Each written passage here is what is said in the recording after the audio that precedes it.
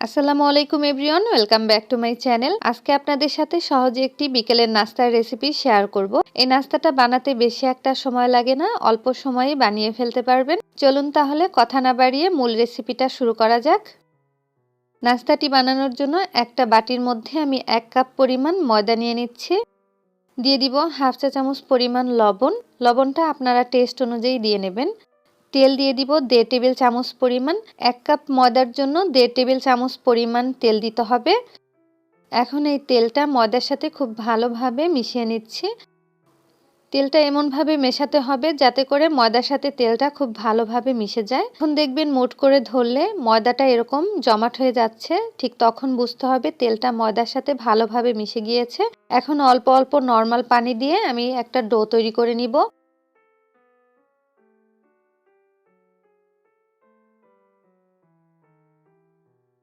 তো ডোটা কিন্তু এখন তৈরি করা হয়ে গেছে। বেশি নরম অথবা বেশি শক্ত হবে না, ঠিক এরকম হবে।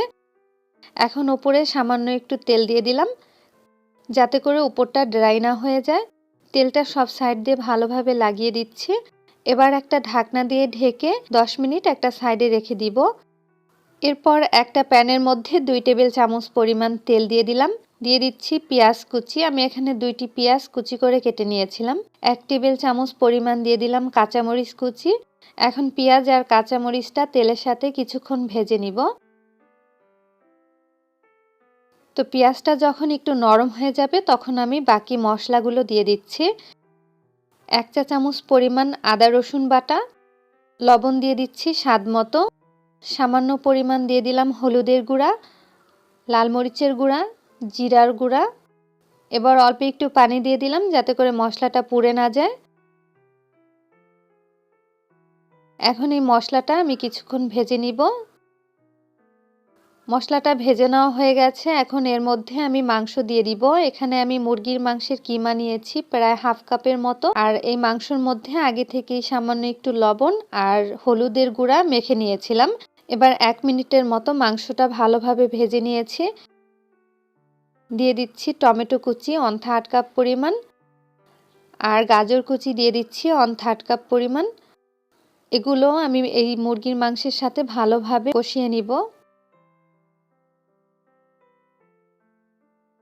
গাজর যদি আপনাদের কাছে না থাকে না দিলেও চলবে, তবে দিলে কিন্তু এই নাস্তার টেস্টটা ভালো আসে। তো কিছুক্ষণ কষিয়ে নেওয়ার পরে মাংসটা সিদ্ধ হওয়ার জন্য আমি অল্প পরিমাণ পানি দিয়ে দিলাম, কারণ মুরগির মাংস সিদ্ধ হতে কিন্তু বেশি একটা পানির প্রয়োজন হয় না। তো অপেক্ষা করব পানিটা শুকিয়ে যাওয়া পর্যন্ত।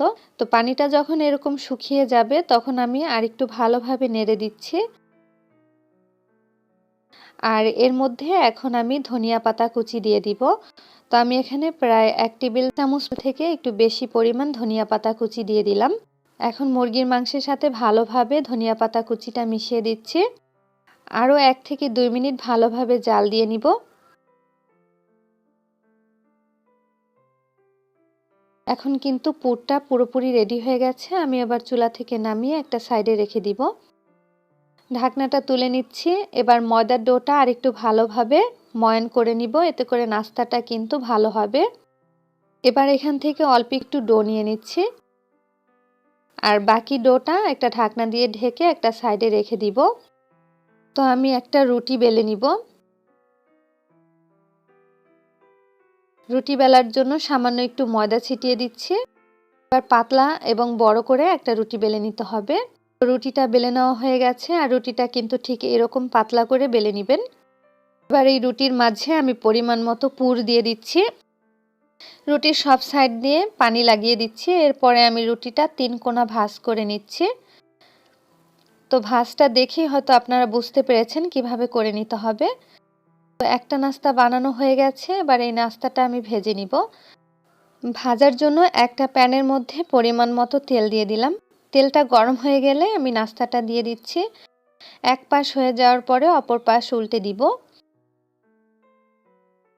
এভাবে করেই উল্টে পাল্টে নাস্তাটা আমি ভেজে নিচ্ছি। এই নাস্তাগুলো ভাজতে কিন্তু বেশি একটা তেল লাগে না, অল্প তেলেই ভেজে নেওয়া যায়। তো নাস্তাটা ভাজা হয়ে গেছে। এবার আমি তেল ঝরিয়ে তুলে নিলাম। একইভাবে কিন্তু আমি বাকি সবগুলো ভেজে নিব।